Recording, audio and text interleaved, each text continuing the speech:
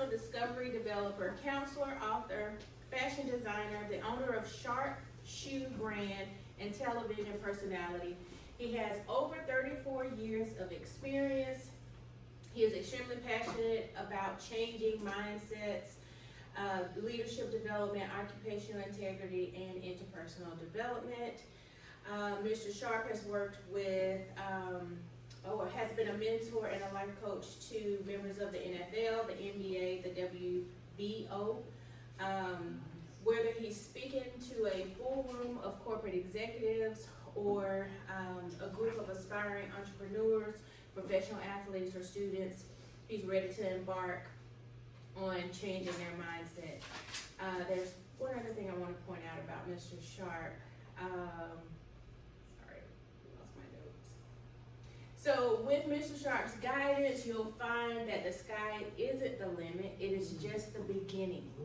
So, for all of you, please welcome Mr. Rico Sharp. All right. Thank you very much. Well, certainly it's an honor to have this opportunity to be here with you today. I'm thankful for Angela inviting me to come and to share with you on the topic of leadership. As Angela mentioned, I've been doing leadership teaching and leadership training for almost 35 years now. I do leadership training for the federal government. I do leadership training for conferences or at conferences, colleges, universities, businesses, corporations, nonprofit, faith-based organizations, you name it. I've been around for a while. I love what I do. And what is it that I do exactly? I empower people to bring out the best in them through personal and professional development. And I'm here to share with you some insights and things that I've learned along the way. I think one of the things that's important is that I've started an organization several years ago with 4 people and built it to a 3,000 member organization with multiple locations. And so my job consisted of training leaders and delegating authority to leaders and trusting leaders to be able to have the best interests of the business at heart. But more particularly than the business at heart is having the people who are a part of the organization at heart. Because you can be business-minded and not be people-minded. And when you're in corporate America or in the education industry, you have to focus on the people because those are the ones who you are there to impact. And so I want to share with you today on this topic called bringing out the best in you. And I want to start by asking you, if you would stand to your feet with me. I have a little something that I like to do before I start my meetings. I want to call this a moment of declaration and affirmation. Can you say this with me? I have greatness on my life. I have greatness on my life. All things are possible. All things are possible. There is nothing There is nothing that I can't accomplish that I can when accomplish. I set my mind And I set my and mind my heart to achieve. and my heart to achieve. I would utilize my gifts, I will utilize my gifts, talent, my talent, my creativity my to creativity make a difference, to make a difference, not just in my life, not just in my life, but in the human race. in the human race. Thank you very much. You may be Yes. seated. Now, I ask you to say that, and I want you to believe what you say, right? I want you to see yourself actually making that impact in the lives of people that are entrusted under your leadership. And I want you to know that you have everything that it takes to do everything that you need to do. We don't have to go out and find replacements. We don't have to go out and find somebody that has a better resume. Sometimes I'm asked, people say, well, how did you build your organization and how did you become successful and how did you get people to be where they are today? And I always say, I built them, right? Leaders are not born, leaders are built. Leaders are developed. There's no such thing called a natural born leader. If that's the case, then everyone who are naturally born are leaders. But we know, according to reality, that that's not the case. You build leaders. You grow leaders. You develop leaders. You mature leaders. And it's not an easy task. It's not a quick task. It's not an overnight task. something that takes time, consistency, diligence, something that takes consistency, tenacity. But through hard work and dedication, you're able to build the leader that you want. So let's start with number one. Let's start with number one. And we're calling this bringing out the best in you. First thing as we started, there is greatness on your life. And I really need you to look in the mirror. I need you to look in the mirror of your mind and see the greatness on your life. I need you to look in the mirror of your heart and see the greatness that is on your life. The word greatness has a very peculiar definition. It means notable, remarkable, exceptionally outstanding. That's who you are. That's who you are. It's not just Webster's word in the dictionary. That is who you are. It means that you're important, you're highly significant and consequential. You have what it takes. Not only do you have what it takes, you are who it takes to do great things in life. You possess layers of talent and creativity that you've not even explored yet. You got greatness on the inside of you. And you're entrusted with the responsibility to bring that greatness out and to make it become an everyday pattern of your job, your duties. That's your responsibility, to bring that greatness out of you and to put it into practice, right? To extrapolate it and to disperse it, to deploy it into the lives of those who follow your leadership. You're called to greatness. Can you say that with me? I am called to greatness. I am called to greatness. Come on, you got to do a little bit better. I was about to let that slide, but there's something in me that said, no, they have a little bit more. Come on, give me some more. I'm called to greatness. I am called to greatness. All right, that's much better. So, greater is on the inside, right? You have levels of leadership potential and leadership greatness on the inside of you or within you that's greater than what you're currently operating in. So the first part is accepting that you have greatness on your life.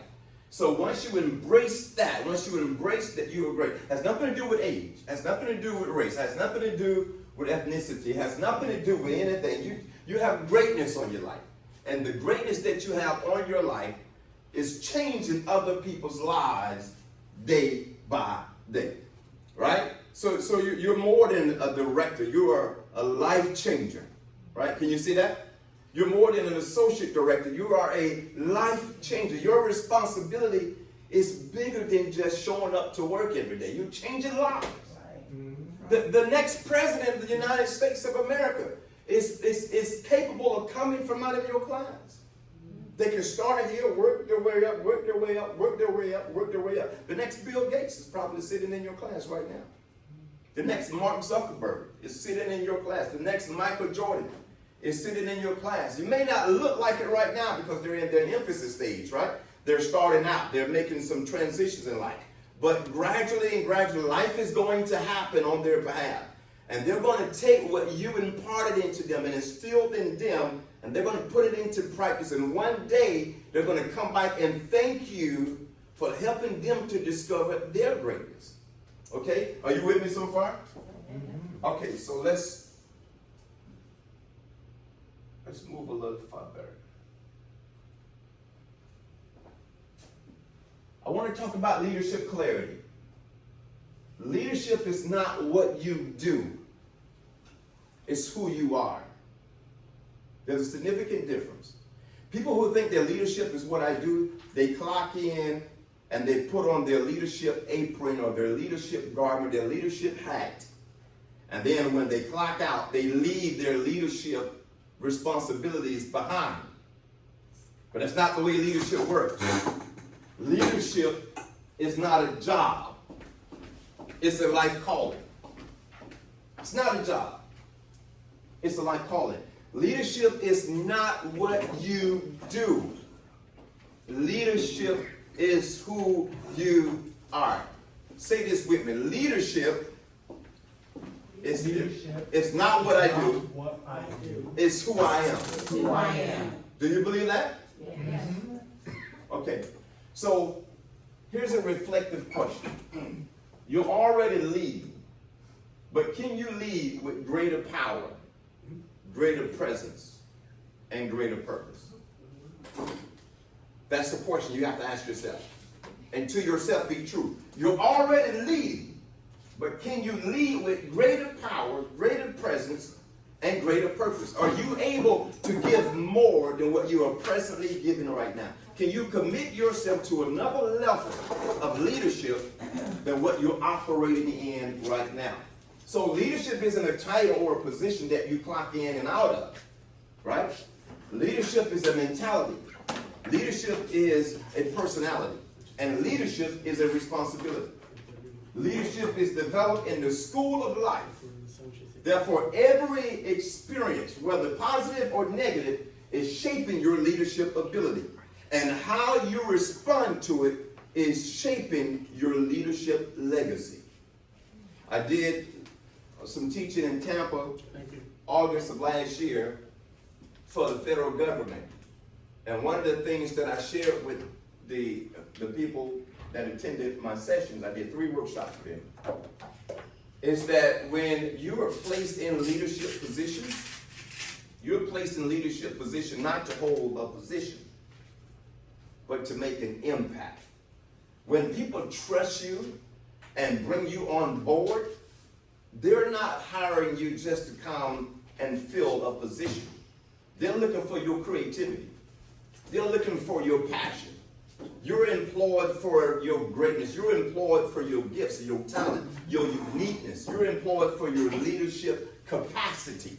You're employed so that you can come in and line up with the vision and the goals of the organization that employed you so that you can help manifest and bring into fruition the agenda of that organization. This is more than a job. If you think that leadership is just a job, then you're probably only contributing about 40%, at best 47% of what you really have to offer. Leadership is not what you do. It is who you are.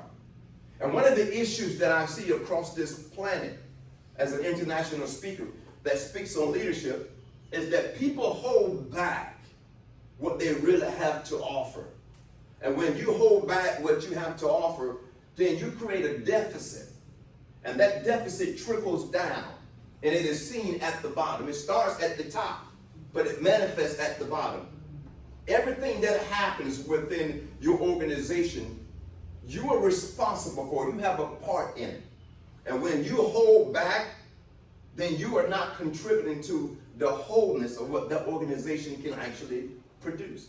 Listen, you are changing lives. And either you're going to change them in a mediocre way, through mediocrity, or you're going to change them in a way that enhances the way people see life and ultimately live their lives. Leadership is in everything you do, both at work and outside of work. Leadership is what we call on-the-job training. But it's not on-the-job training when you step in school, right, on campus. It's everywhere you go. Leadership is taught by life. Life is your main principle that teaches and instills in you what true leadership is about. Every day, something is happening in your life that is trying to build up the tenacity and the character of leadership so that when you step into your campus and begin to orchestrate from your department, you can bring with you what you learned at home. You can bring with you what you learned in society. You can bring with you something you learned. Maybe it's in the gym that you got a point or a principle that was established in your heart. Maybe it was at a family reunion. Maybe it was in Walmart. Maybe it was at the drive-thru at McDonald's. There are always lessons that life is trying to give to you that you can use to refine your leadership ability. And you have to have the mentality and the mindset to be open to recognize those cues and recognize those moments when life is teaching you something about leadership. As a mother, you're learning leadership. As a father, you're learning about leadership. As a husband, as a wife, you're learning about leadership. Everything that you do outside of your campus is preparing you for what you do when you step on your campus. And so that's why it's so important that when you step on the campus, that you brought with you everything that you've learned in life. People who don't realize that life is teaching them, they do just enough to keep from getting fired. And then they're paid just enough to keep from quitting. But when you're operating in the capacity of leadership, everything around you is giving you leadership cues that you can put within your leadership basket and bring out of you when you step on the campus. Are y'all with me so far? Okay, great.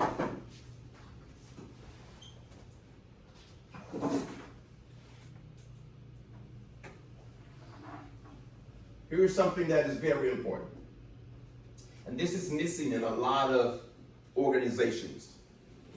People believe that they're supposed to lead with their head, and they bring their degrees and their education and the things that they have learned in terms of the knowledge that they pass on. They bring those things to work with them and leave their heart at home.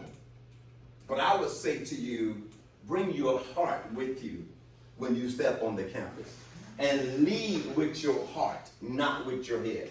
Can I tell you that people don't care how much you know until they first learn how much you care?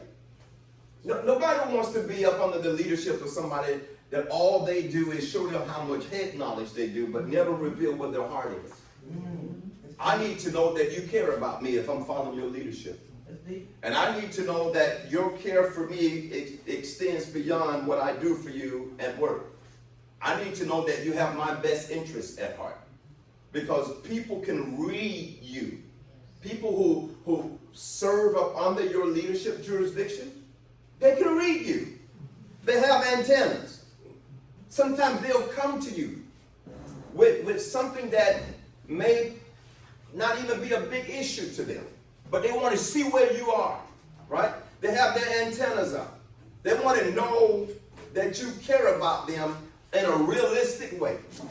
And so when they step to you, they're coming to you to see if you care. So it is important that in order to bring out your leadership best, which is a process that can only be fulfilled through your passion to empower others, it is important that you always step on campus with the mindset that today I'm going to empower the people I lead. I'm bringing my heart and I'm going to empower them. And yes, I care about you. I care about how your day is going, right? I care about how you feel. I care about what life is like for you. I care about the things that's going on in your family. I bring my heart with me. And I know sometimes people pull their heart back because sometimes your heart can be violated. But as a leader at the top, you have to know how to guard your heart without removing your heart from your leadership oversight. There will be times when you may be disrespected. There will be times when you may be taken for granted. There may be times when your leadership will be questioned. That's all part of the territory. That's part of the job. That's part of your jurisdiction. Don't allow for one incident or two incidents or three incidents to cause you to renege on bringing your heart to work with you, because people are looking for leaders that can lead with passion. People are looking for leaders that can love them. People are looking for leaders and will follow leaders that knows how to relate to them and show that they care. That's some good stuff right there. That's true. So what happens if you're leading with your head? You're giving orders. You're making things happen. You're delegating authority. And people are coming and people are standing by you, but there is no real connection. And the first test that comes along that tries your leadership department is going to reveal the cracks and the crevices. That although you have people around you, you don't have people with you and people for you, because you didn't show them that you care for them while going through the process of doing what you do from day to day. Every day you show up with your heart. Say this with me. Every day Every day that I show up, that I show up, I bring my heart with me. bring my heart with me. As directors of education, you empower others to achieve and excel in their personal greatness. That's what you do. So in other words, you bring out the best in others. That's what you do. That's why you're entrusted with the position and the responsibilities and the jurisdiction that you have. Because it is your job to help people to discover their personal greatness and to live in that personal greatness. Every day you show up, everything you do and who you are is life-changing to those you lead. And can I tell you something? You matter to the people you lead. Not only should they matter to you, but you matter to them. And when you're going through something, even though you may not share it, but because you give concern and you give love and you give compassion, when you're dealing with something, even though you may not share it with them, they will be able to detect that this is a time where you need their emotional support. This is the time where you need for them to stand by your side, right? You sow it, and then you reap it. That's the law of reciprocity. You give it, and then it's going to come back to you. And when you have your moment, you won't feel alone, right? When you're going through something, you won't feel like you're on an island all by yourself. When you give it, it's going to be reciprocated back to you.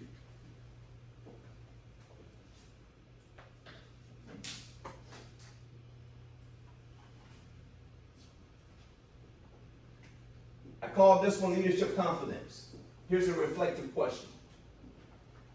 What's the one area that you've been shrinking in that now demands your confidence?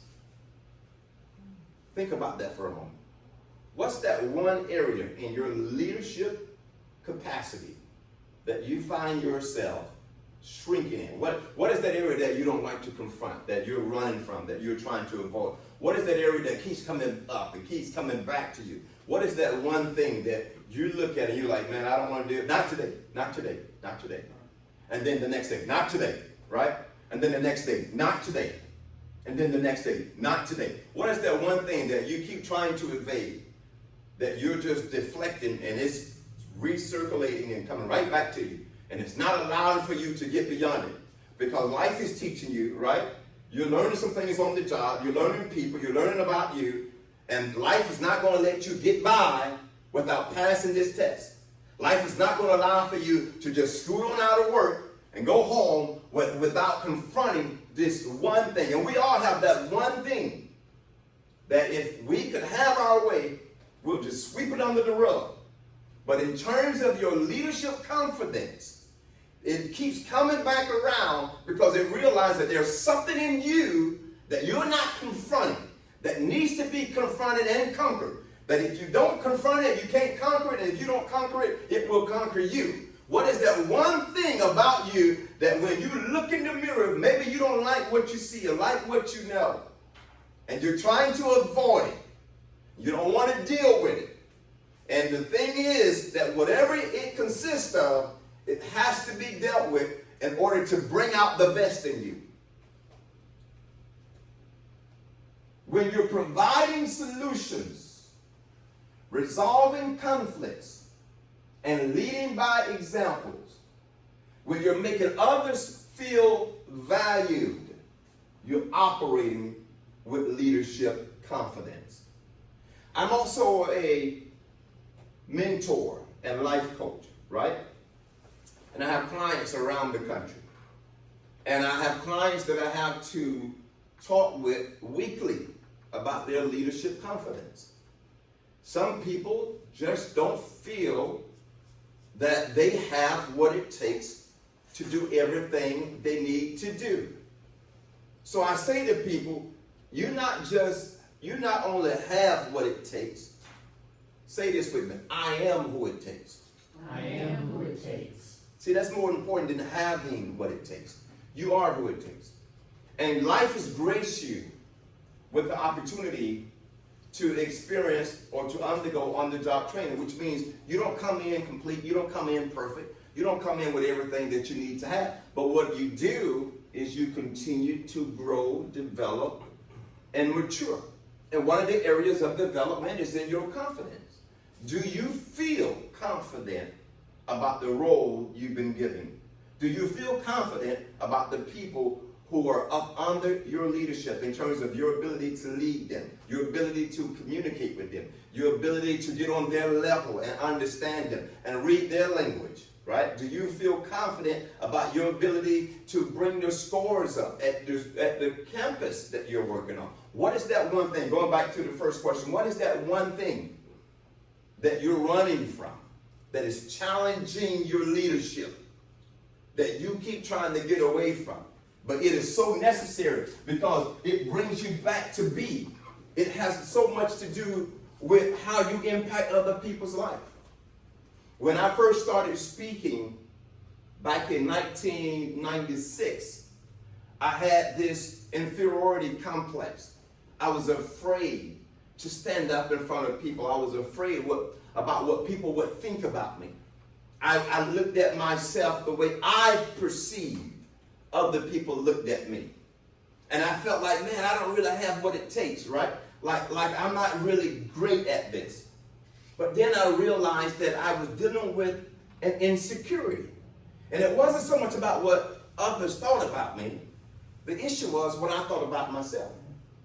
And so I projected what I thought about myself as thoughts and as perspective and perceptions that I thought other people had toward me.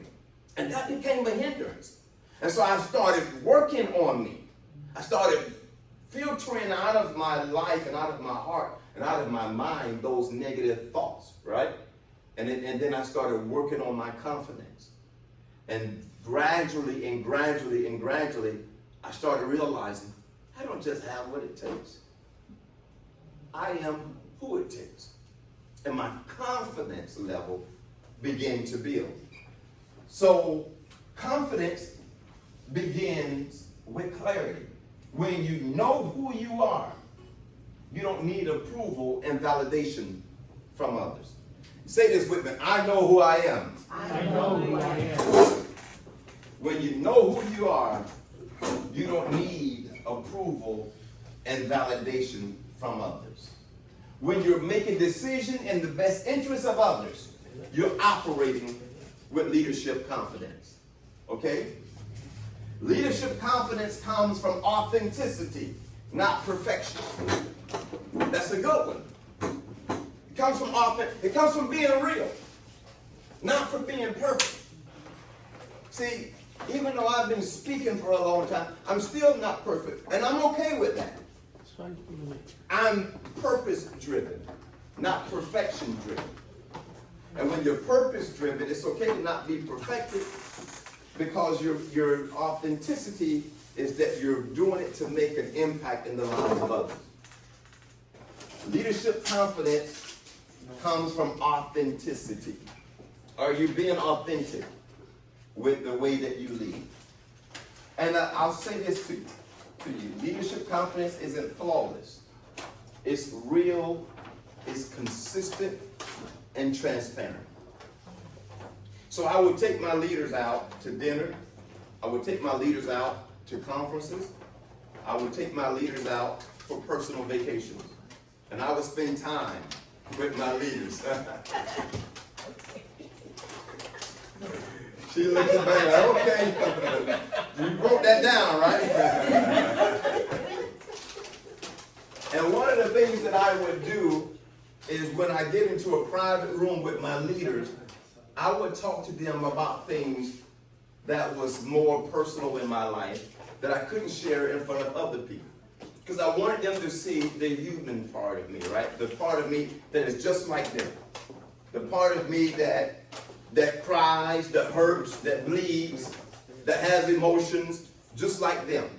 Because sometimes people look at you and your leadership ability and they feel like you got it all together. You don't, how did you get to this place? How did you get to become a Superman and a Wonder Woman? But I wanted people to know that Wonder Woman and Superman, they really don't exist in the capacity that we look at them, right? They're people just like us. And so in doing so, I built a coalition or a continuity relationship with the leaders that then extended beyond that board meeting that I had with them. It began to manifest in their roles and in their positions. They were able to now give more of themselves because they realized that the leader that they were following were just like them. And so that comfort level is the same comfort level that you have to create with the people that are on your team, that you lead at work, right? The directors and the deans or whoever that follows your lead. You have to have that moment with them where you're able to sit down and say, I understand what it's like to feel lost with a decision that you got to make in 2 days. I understand what it's like to feel like I don't have what it takes sometimes to make this project like I really want it to turn out. I understand that. I've been there. You have to show them your humanity. You have to show them at times your vulnerability.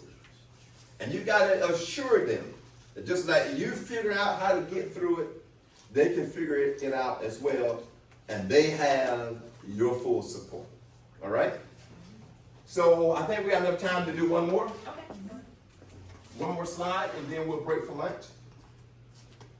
Are y'all with me so far? Yes. Okay. Is this good? Yes. Okay.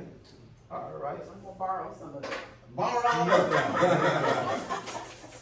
I'm making my notes. Borrow all of it.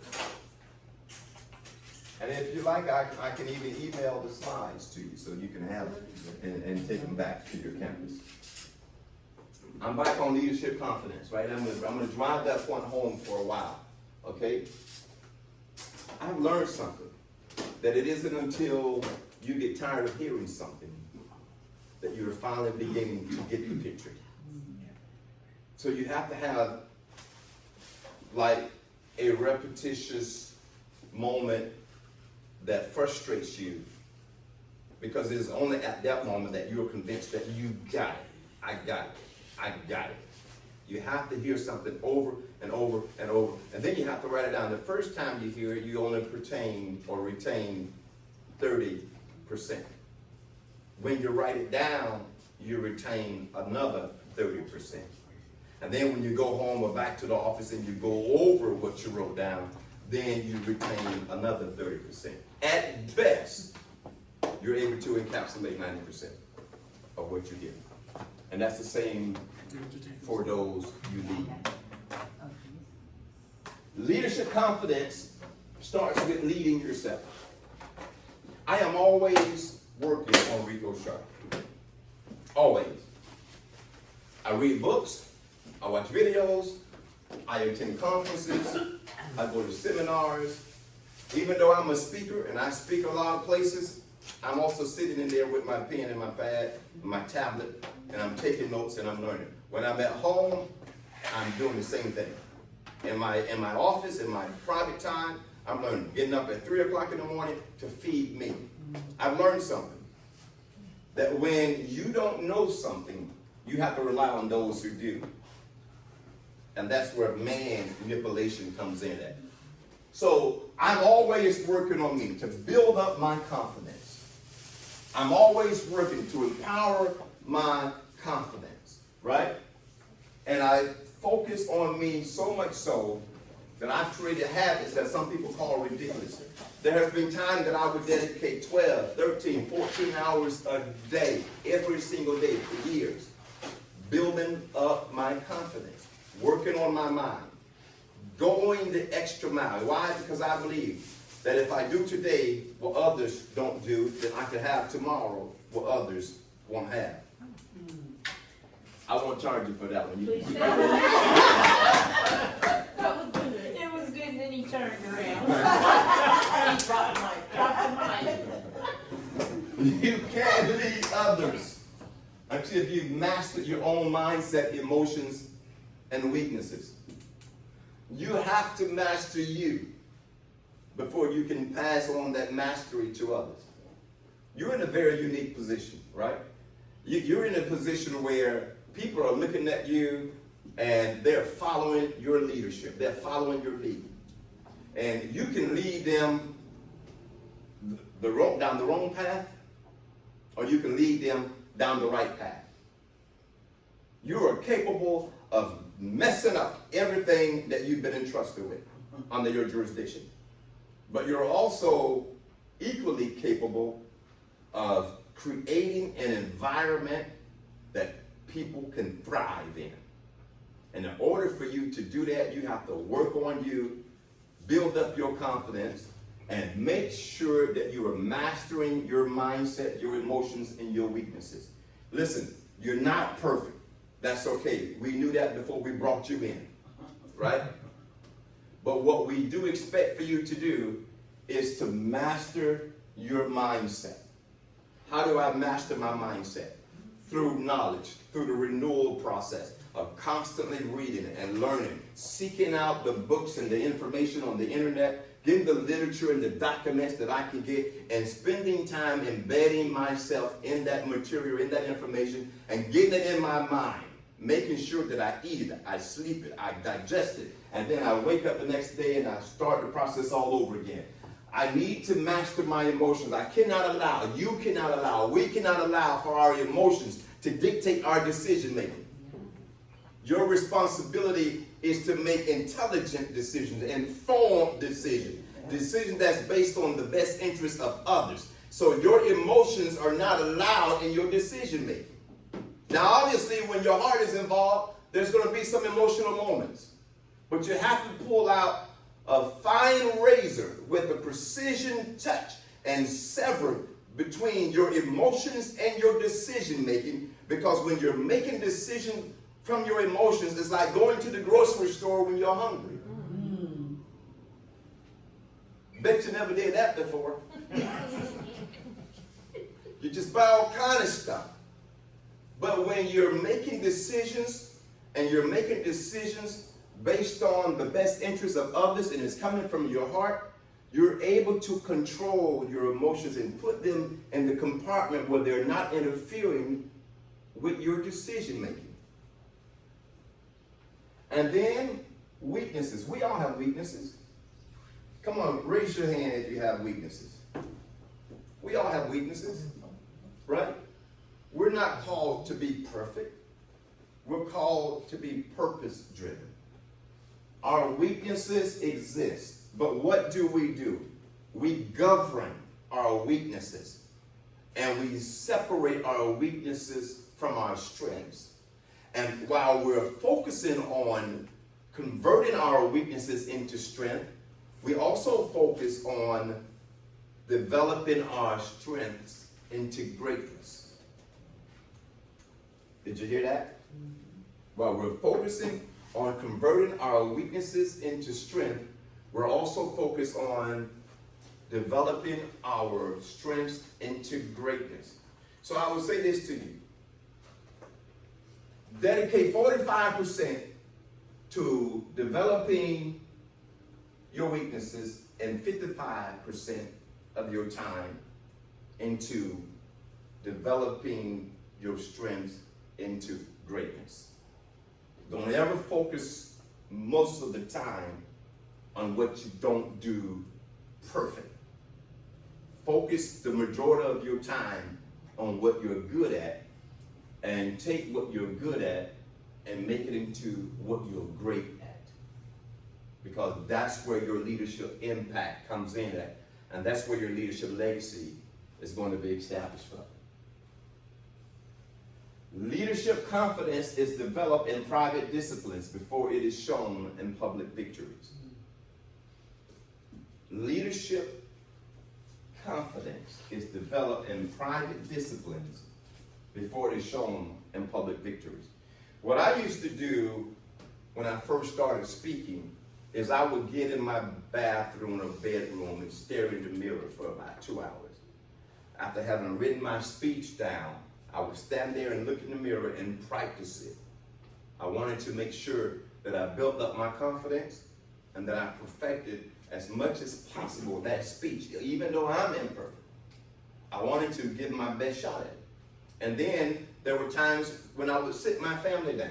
Turn the television off if you guys don't mind. Come in here. Let's talk for a moment. Sit down. I need y'all to be my audience. I'm gonna stand in front of you for 15 minutes. Turn off the Xbox and the PlayStation, and turn you know, the TV off.